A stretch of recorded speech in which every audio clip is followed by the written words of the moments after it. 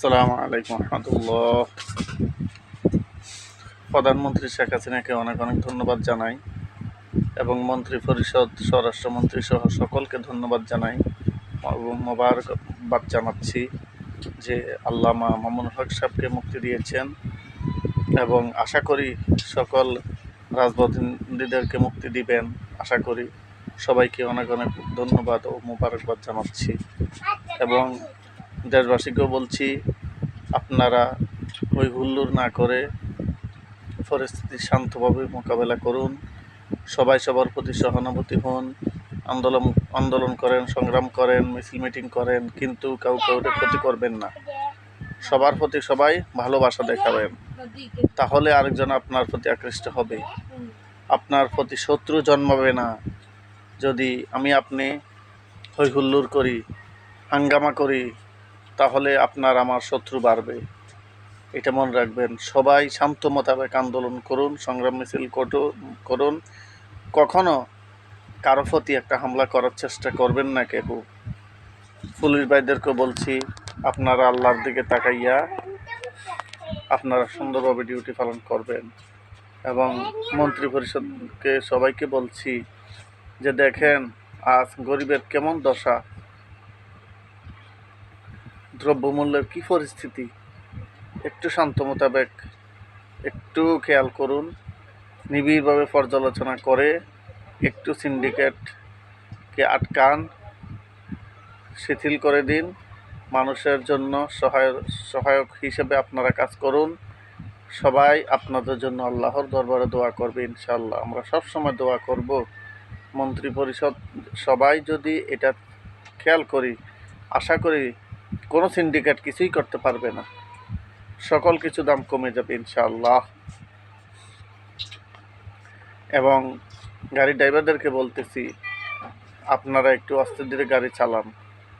আপনাদের দ্বারা আরেকজন মানুষ ক্ষতিগ্রস্ত হয় কেন? আপনিও ক্ষতিগ্রস্ত হন। 1 মিনিট পরে যাইলে কি হয়? এত ওভারটেকিং কেন? কোনো দরকার নাই। সুন্দরভাবে চলাফেরা করুন। সবার প্রতি সবাই সাইড দিয়ে চলুন।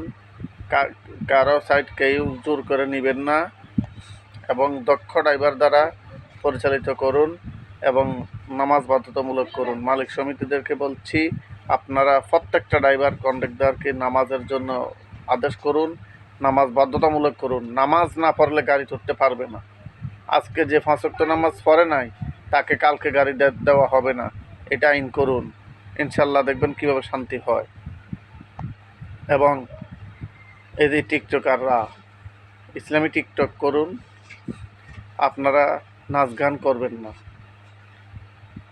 কিয়ামত অতি নিকটে, কারণ আমাদের কারণে আল্লাহ পাক রব্বুল আলামিন আমাদের প্রতি রাগান্বিত হয়ে গিয়েছেন। আমরা নগ্ন টিকটক করছি, কারণ কি? এগুলি কি করছি? আমরা বেহায়াপনা করছি। সর্বত্র আমরা সুদ, ঘুষ, ব্যভিচার, জিনা ব্যভিচার বেড়েই চলছে। কারণটা কি? একটু সবাই ভালো হন। আল্লাহর প্রতি সবার প্রতি ভালোবাসা দেখান। সবাই ভালো হয়ে যান। আল্লাহর কাছে কি জবাব দিবেন? আমি আপনার সন্তানেরা কি করছে দেখুন। আপনার সন্তানেরা কি করছে একটু খেয়াল করুন।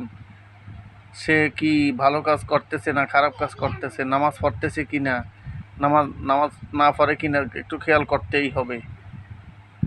আমার ছেলে আপনার মেয়ে, আপনার ছেলে আমার মেয়ে কোনো খারাপ কাজে লিপ্ত কি না একটু খেয়াল করুন।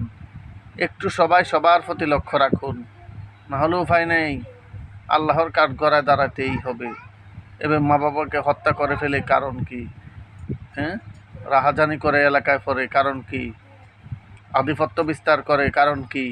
ওই কোরআন শিক্ষা নাই, নম্রতা শিক্ষা নাই।